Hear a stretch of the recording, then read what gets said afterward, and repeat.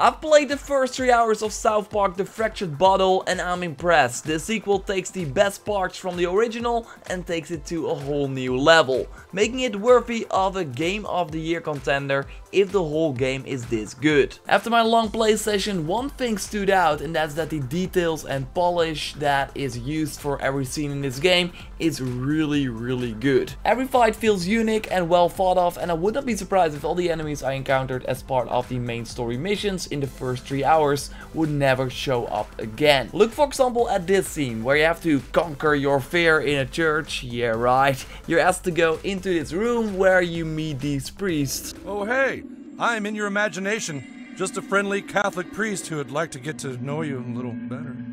Yeah, that's right. I'm totally in your imagination too, about to give you a shoulder rub. Oh, they're only in your imagination. Yeah, right. What's awesome is that just like any other enemy, these priests all have their unique voiceover lines and attacks that fit the situation you are in, which makes every encounter special and different, and no encounter feel the same. This also helps with the progression, as you're always wondering what enemies you will fight next and what real world problem they will criticize, just like in the real South Park series. I laughed multiple times in my first 3 hours, just like the previous South Park game The Stick of Truth. The Fractured Butthole makes fun of the traditional things we are used to in games. For example, where normal games just let you select a difficulty and then you're done with it. In the Fractured Bottle, this is tied to your skin color, and that of course also shows that the South Park humor is in this game and that they did not hold back. A big improvement over the original is the combat system, where combat encounters in the Stick of Truth could sometimes turn into brainless fights where you just pick the same attack over and over again to win. In the Fractured Bottle, you have to move your character as well and use that to dodge enemy attacks or to position yourself to hit enemies with your next strike.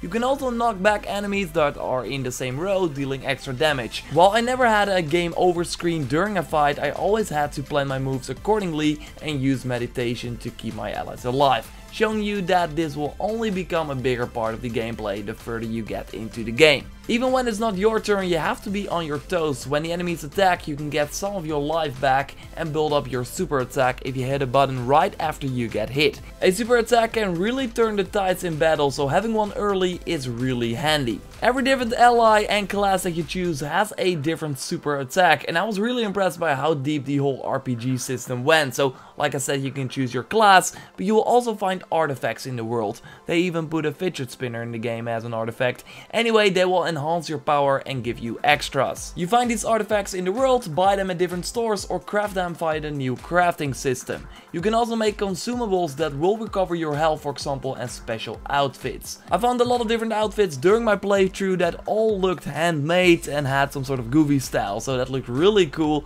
There are a lot of options to give your hero its own look.